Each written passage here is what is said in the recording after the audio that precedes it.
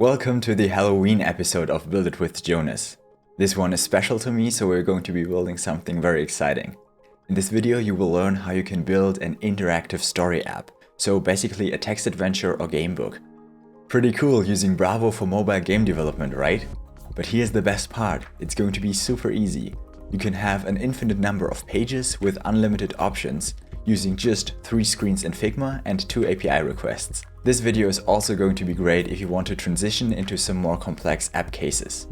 You will learn some concepts that will help you in other use cases as well, for example a quiz app. We're going to be using Backendless instead of Airtable for this project, and you'll see the reason for that a little later. Now let's jump into the video.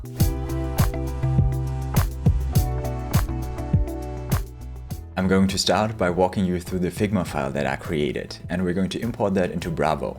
Then we have a look at Backendless, so how is the schema set up and how can we build requests, which we're then going to bind to Bravo in the end. This is the Figma file of our spooky interactive stories app, and like I promised to you, it's only 3 screens. We have one screen featuring the stories, so this is a list of all the stories we have in our database, and when you click on one of these stories you get directed to the detail page. You may notice that page A and page B look exactly the same, maybe except for this background image, and they actually are. I just duplicated page A for page B. The reason for that is visible when we go into the prototyping tool. Like I said, the story container from our list here links to the detail page. But why do we have 2 detail pages? The reason for that is that we can't link to the same page. So you can see that when I click an option on page A, we get directed to page B, and from page B an option, we get directed to page A, basically forming a loop. The reason for that is that we can't link to the page A again. Basically what we want to achieve is that the user refreshes the page once an option is clicked. Then we have 2 other page links from these arrows back to the story overview, so you can basically exit a story. In this case, I didn't link the arrow icon directly, but I've made a frame around that because I found that I often miss the icon. The starting screen of this app, which is indicated by the flow icon here, is our story page, of course, because you want to select a story before we can head over to the pages. These are all the clickable elements of the app. So now let's have a look at the Bravo tags I used. When we have a look at the stories screen, we can see that it's divided into 3 containers. One for the hero, which basically just has the text and the image in it. Then a container just for this story part. Lastly, we have the list container here, which will be duplicated for all the list elements. And I've put an asterisk in here to later know, okay, I have to bind this to some data. And the same thing goes for all the elements inside of that container. These will be later fetched from the API. So basically I get the image from the story, the author, the description, and the title. The pages A and B are exactly the same, as I said earlier. And the first thing that you're going to be noticing is that I have a top level tag here, the refresh always tag. A quick recap of what that tag does is that it fetches the data every time the user enters this page. Always in this case means that the refresh is not triggered by the user, for example with the refresh pull tag, and it's not happening after a certain amount of time. This happens always when the user enters this screen. The reason that we want to do that here is that we don't want to get the same page twice. When the user chooses an option, we want to display the page depending on that option. Inside of the page, we have a top bar container, which will always stay on top of all the other elements in the screen. The elements in this top bar container are number 1, a share icon with the optional tag SVG component and the action share. To the action share tag, you could add a URL, for example, if you had that story on a website as well. And when the user clicks on that icon, a share dialog will pop up. Just to quickly show you that, this would be the icon from the app we're going to be building. And when I click on it, this share dialog opens up with some apps that the user has installed, and the user can then select where to share that URL to. Then we have the story title, which we're going to be fetching from the API. And lastly, the arrow box linking to the story page. The main content of a page like this is of course the story text. So we have the text that explains to the user what happened in the story. The text again is fetched from an API, which is why I marked this. The text has the flexo tag, meaning that however long the text is, the text box here will expand and push all of the other elements downwards. The reason that we want to do that is that we don't want any text beneath those options. With the flexo tag, these options will be pushed down as well. The second tag that this text has is the component text HTML. This is a rather uncommon tag, so I'm going to explain it as well. You remember that the text is fetched from the API. This tag tells Bravo to interpret that text from the API as HTML. What that means is that this text box understands HTML. Let's have a look at an example. If we have a look at the HTML tag for a line break, you can see that the tag is BR. But this text box doesn't display BR in brackets. It actually understands that this is supposed to be a line break and displays that line break. The reason that I'm using it in the app is that I can then use HTML tags when I enter the text into the backend. It allows me to put in line breaks or maybe highlight certain things in bold. You can see a full list of all the supported HTML tags in the Bravo tags master list. Lastly, we have a list container again, which will display all of the options available for that page. That's basically all there is to say about the Figma file. If you want to check it out, there's a link in the description below where you can duplicate it and adapt it to your own use cases. Let's import that file into Bravo to see how it looks on our phones. To do that, get the URL of this Figma file and paste it into Bravo. Click on New Project and paste the link into this field to create a new project. Now all of the elements from our Figma file are fetched into Bravo and we can see that it loaded correctly. When you import your file into Bravo for the first time or update any recent changes from Figma using this button, it's always good to check the notifications to see if you have any errors. In this case, it seems like I've done everything correctly, so we can check it out in Bravo Vision. I have opened Bravo Vision on this emulator for the sake of this tutorial, but of course you could do the same thing on your smartphone. In general, I recommend to always check the design before you go into the binding part with Bravo. And you can see that the home screen is already looking nice, and when we click on the stories, we can see, okay, the page here is looking nice as well, and the link to the other one is working, as well as the arrows. Perfect, so now we can take a look at how to fill this with data. As I mentioned before, I'm using Backendless in this video, but of course you could also do that in other backend tools. If you want to stay with Airtable, you might have to add a third-party tool, just to get the requests the same way I'll be doing them later. If you get the chance, choose the servers in the EU, as they are the closest to Bravo's data centers, giving you the best performance. In Backendless, you can head over to data to build the schema of your database and then fill it with data. I already did that and even filled in one sample story, but I'm going to walk you through how you can do it on your own as well. Start by creating a new table. This works the same way as the tables in Airtable do. In my case, I'm going to name it Story Tutorial because I can't use the name Story again. After you've created the table, you are asked if you want to create the schema, and we want to do that. Now we have the possibility to add the columns or fields. So basically the data that we want to have associated with each story. For example, every story will have a name. So we're going to type name. As a type, we're going to leave that as string because the max length is totally fine for us. Then I'm going to hit create another because we're going to add a couple of columns now, and then hit create. The next thing every story has is an author. So I type in author, I'll leave the string again and hit create. Lastly, you remember in our list we always display a short description or tagline. I'm going to keep that as a string as well. We also shouldn't miss the thumbnail image, so the image that is displayed in our list container. This time we have to change the type because obviously the image won't be a text. So we go here and choose file reference, meaning that we can reference an image that is saved to our file section in Backendless. We can go to that later when we add a sample story. Every story is made out of pages, so we're also going to link the story to the pages. We can't do that at the moment because we don't have the pages yet. So back here in the data management, I'm going to create a new table for the pages. I'm going to hit create again, and this will allow us to add columns to the pages. Now let's think about what do these pages need. First of all pages need a text so we can actually read something in them. For the text in the pages, we don't want to restrict the authors to just 250 characters. So as a type, we're going to choose text, which basically is like the long text in Airtable. The text is enough for the moment because now that we have created the pages, we can link the story to the pages. We go back to the story tutorial in our case, and go to Schema and the table editor, because here we can add a new column. Now we're going to link the story to the pages. I'm going to name that pages, and here comes the interesting part. As a type, we're going to select data object relationship. This means that we save a relationship between stories and pages, allowing the stories to access the data from those pages.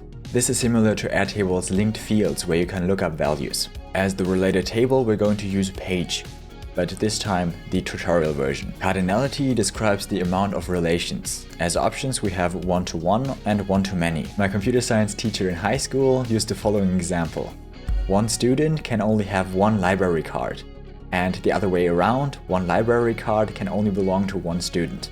An example for a one-to-many relation would be that one student can check out multiple books.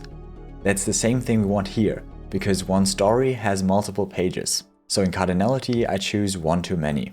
Now let's have a look at the options, because we want to have the link between options and pages as well. So one page has multiple options to choose from. We're going to create a new table here, calling that option tutorial, click create, and now we can add the columns to the options. The only value an option has is its text. And as a type, we're going to choose string again, because we don't want any huge buttons on the page. Now let's head back over to page tutorial to link those pages to the options. I'm back here in Schema and table editor, and I'm clicking new to create a connection between those. Options has the type of data object relationship again, and this time the related table is options. The cardinality again is one-to-many.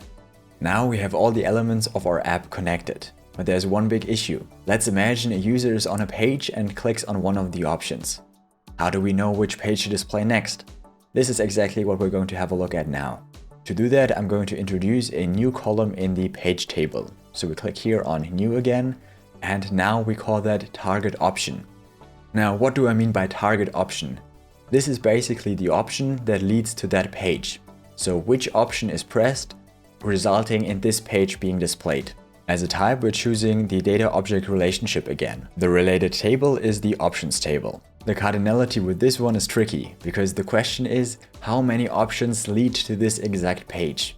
If you know for sure that every option inside of your app will only have one page that it links to, then you can keep the cardinality one-to-one. In my case, I want to go with one-to-many, just to be more flexible. Let me create a sample story just to explain that concept a little more. When we select our story, next to the schema we have the data browser. So the schema is basically the structure of this table, and the data browser is the data that's actually in it. This is the view that you might remember from Airtable, and as you can see, we have all the fields that we created in our schema earlier. Now let's create a sample story. I just filled out the author, description and name. For the thumbnail, we need a reference to an actual file. So when I click on here, you can see that we're inside of a file explorer. You can see that file explorer when you go here to the files. Using the button new folder here, I have created a new folder called thumbnails. In this folder, we're going to save all of the thumbnails that we're going to be referencing in our data section. So when we click on thumbnails, you can see that I've already uploaded 2 JPEGs. If you want to upload another image, you can just click on upload file and select one from your computer. These 2 images are now on the Backendless servers. Now the last step to do is to link those to the story, so we know which image to display in the stories list. Head over to data and the story table, and now for thumbnail, we can open the browser again. Here we find our folder thumbnails, and in it the 2 images.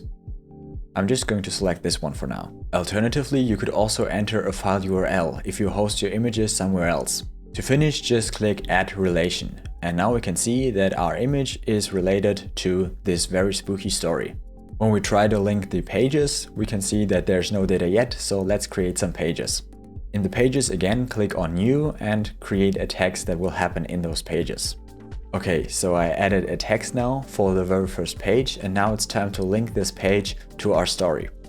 So I'm going to go back to the story, and as pages, we can see that the new page is now in the list. Let's add the relation to that. Inside of the page, we had the problem again that we can't link any options because there are none yet. So let's create some options. I've created two options so we can actually see that the list of options is working. Now back to the page, and as options we're going to choose both of the options that we just created. Now the only thing left is the target option. So remember which option was pressed so this page is displayed. Since this is the first page of the story, there's no way a user could have selected any option before that. For that, we're going to add what I call a first page indicator. So basically an option which can never be selected, which just indicates this is the first page of the story. Go back to options, and I'm just going to put the text first page indicator in here because no one will ever see this text. Now back in the page, we can say that the target option is the first page indicator. Now we have a problem again, because since this option is basically non-existent, we never know when to go on the first page. For that, we're going to introduce a new column in the story table. Here in the story table, go back to Schema and add a new column. I'm going to name that option first page. So basically, which option should be selected for the first page to load. Remember that this should link to the target option of the first page.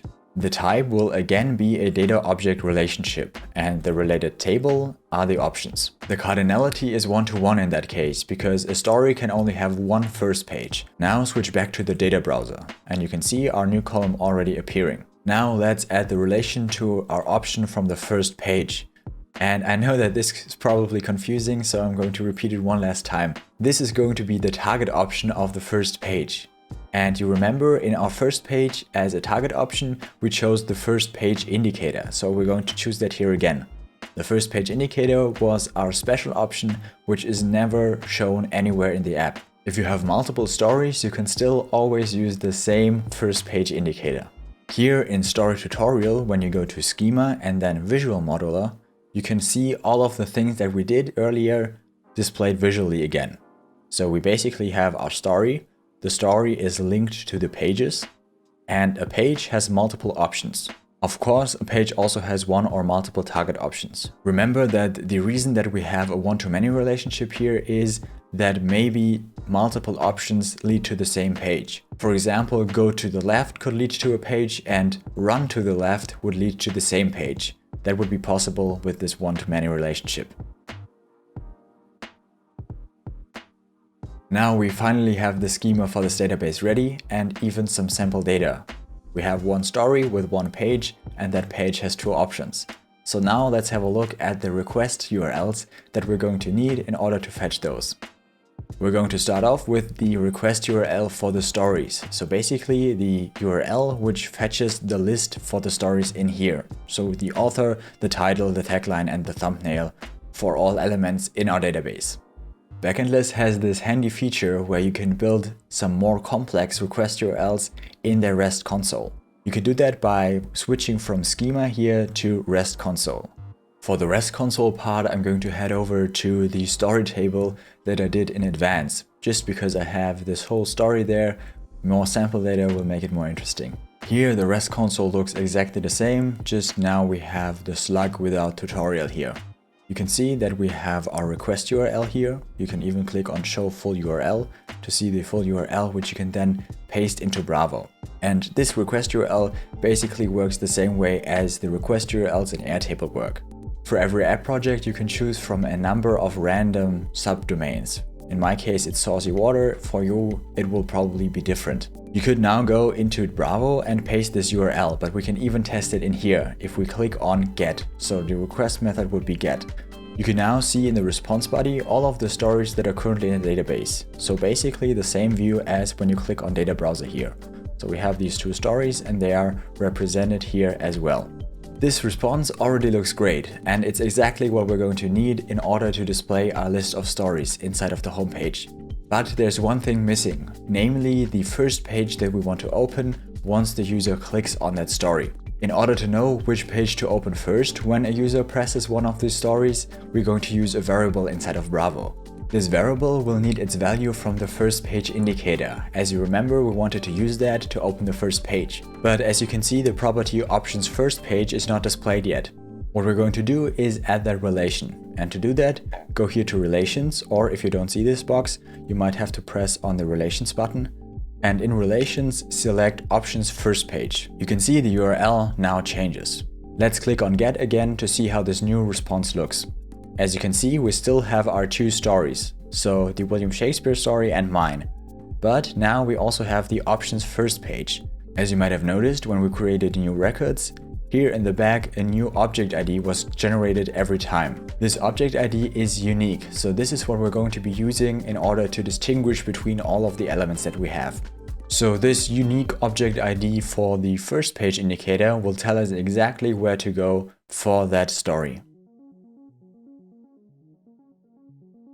Now let's use that URL inside of Bravo. To do that, click here on Show Full URL to copy the thing, or just simply click on this icon to copy it to the clipboard. Inside of Bravo, we're going to create a new data collection here. Click Create a New Collection and then select Start from Scratch. We're just going to call that Spooky Stories and save. We can see there's already a first request made for us and we can just paste the URL in here. And as you can see, the response looks exactly the same as it did in the REST console. So we have the description of the story, we have the author, the name, all of the information that we initially wanted. And most importantly, we have the option first page. You can see there are a couple of infos from that, and we have its object ID.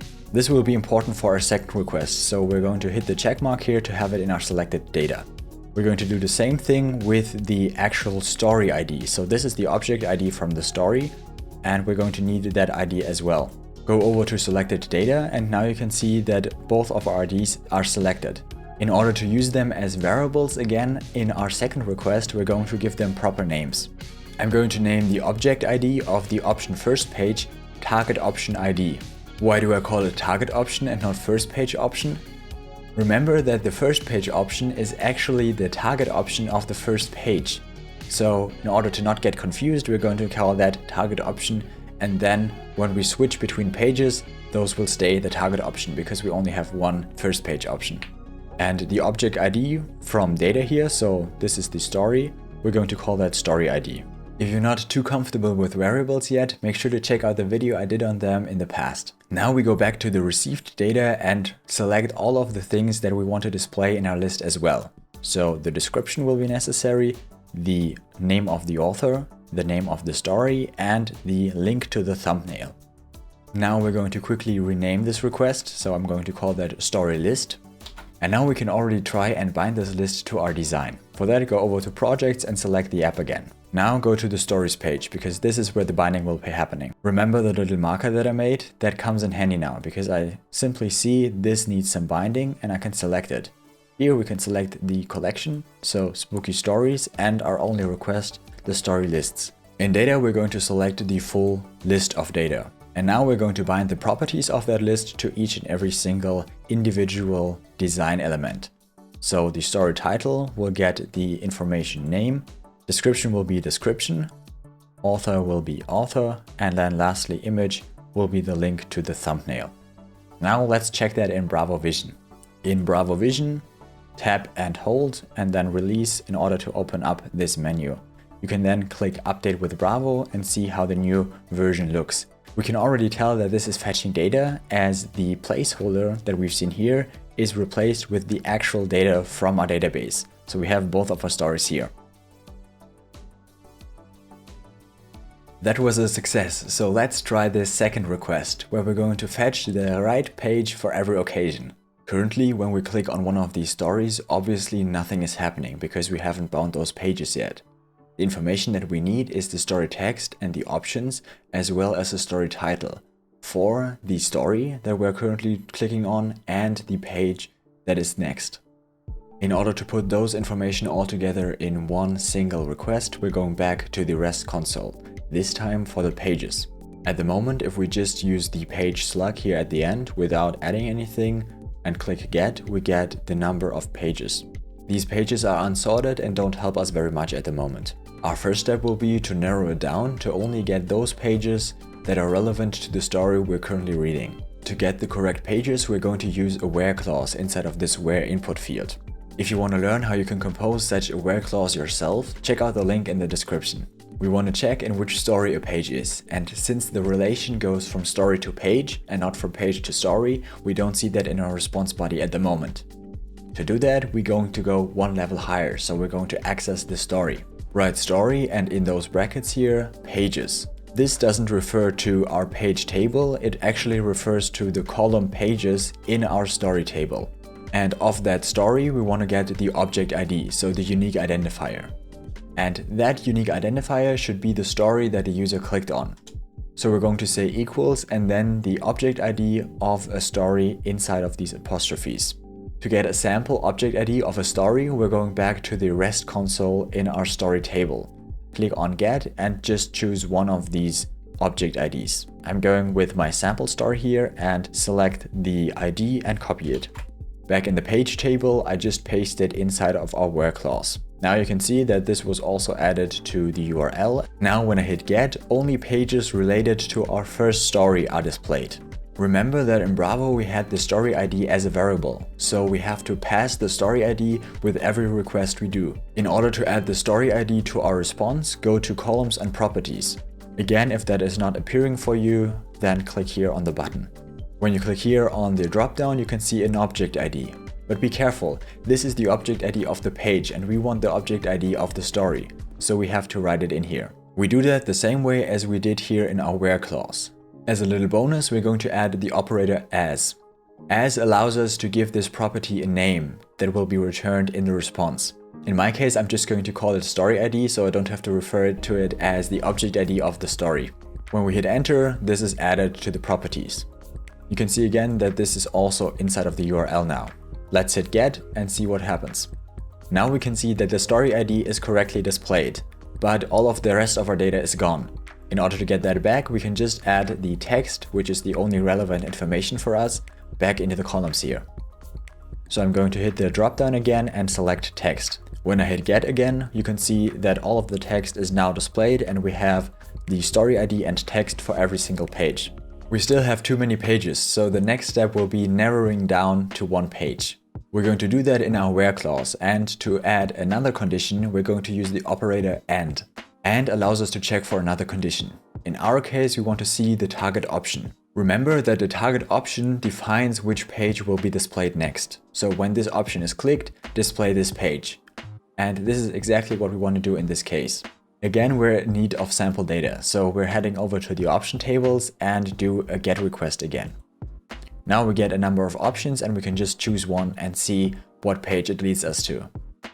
Just type in equal and in apostrophes paste the object ID you just retrieved. This target option leads to only one single page, and this is exactly the page that we then want to display in our app when the user requests that option.